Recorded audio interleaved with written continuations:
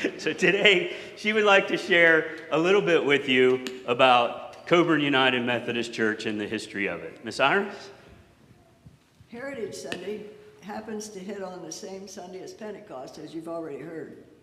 And that's really rather fitting, I think, that we celebrate the heritage of our local church on the same day as we celebrate the birthday of the church.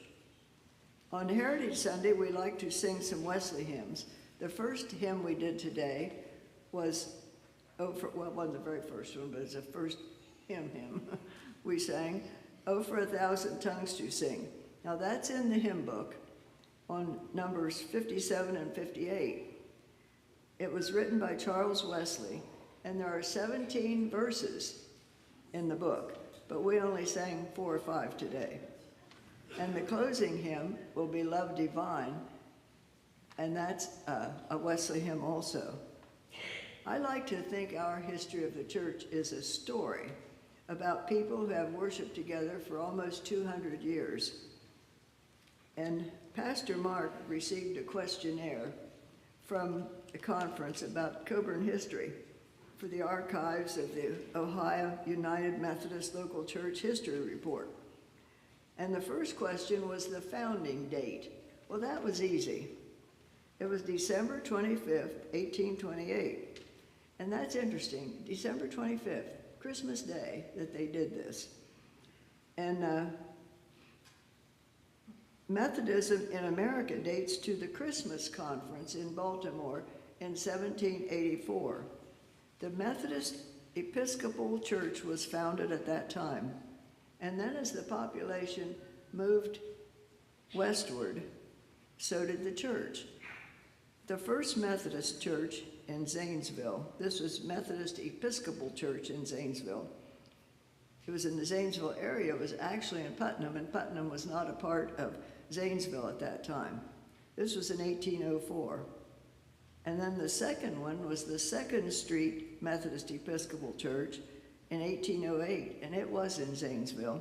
It's now known as Grace United Methodist Church. The Methodist Protestant denomination broke away from the Methodist Episcopal Church in 1824. This also happened in Baltimore. Jacob Myers was appointed by the Baltimore Conference to come to Zanesville and advocate the new denomination in Zanesville. And on Christmas Day, 1828, 33 persons organized the first and only Methodist Protestant church in Zanesville. This was the beginning of the church we call Coburn. Then on this questionnaire, we had questions about the names and buildings. I combined the answers for clarity and not to be redundant. The first name of our church, I don't know. Was it called Methodist Protestant Church? Was it the First Methodist Protestant Church? I don't read it about any other names for this.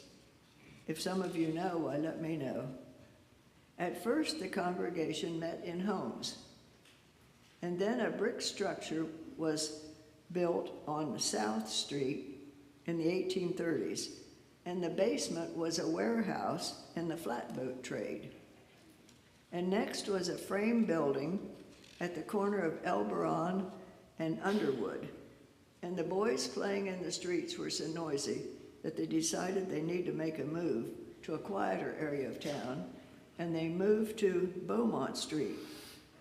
A lot of people in the church congregation lived in that area of town anyway.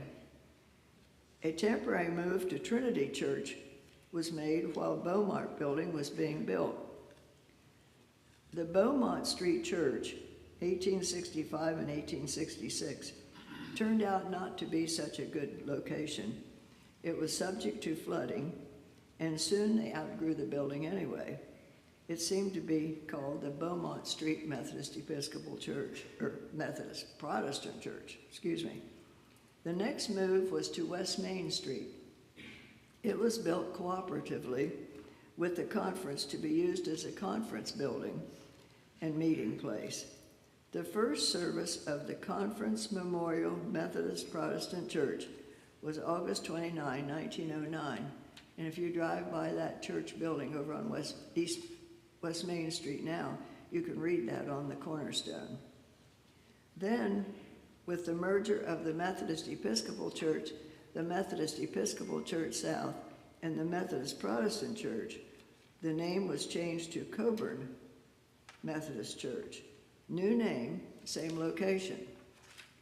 And then we had a change of location in 1977 to here. Same name, but new location. And then the change of name in 1968 with the merger of the Methodist Church and the Evangelical United Brethren Church was Coburn United Methodist Church, and that's where we are today. Another question they asked was a roll of former pastors. We only have the names of the ones since 1870 to the present. 43 names during that time, and the average tenure, if my math was half right, was 3.6 years. The name and pictures since Reverend D.C. Coburn in 1913 are framed and hanging in the church library. In the church library, you say? Yes, we have a church library. I don't know if some of you don't know that, but we also have the desk made by Reverend Coburn. It's quite a nice piece of furniture.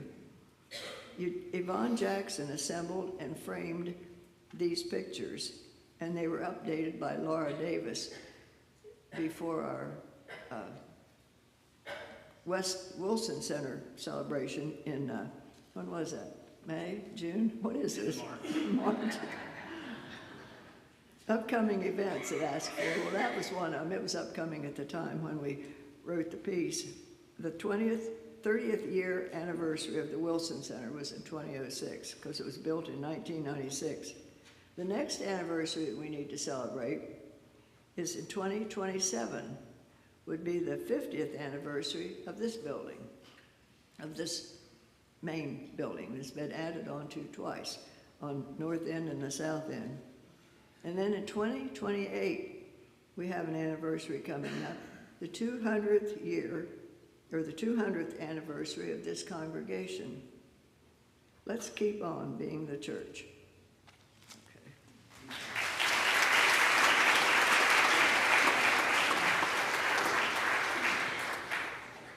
Thank you, Miss Iris.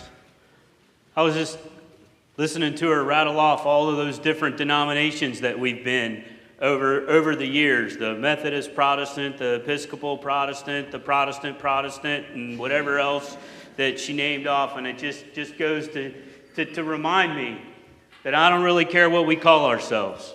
Let's just be the church. Let's just be the church to the people that we're called to serve and to the people in our community. And whatever name we end up with, and we'll go with it. So Miss Connie would like to share a few words before we begin with the anthem. First of all, I'd like to thank our handbell choir for a very, very good season. Can we give them a little thank you? They have represented us very, very well all year long. For many years, I might say, many, many years. So that brings me to my point, which I'm trying to keep my act together.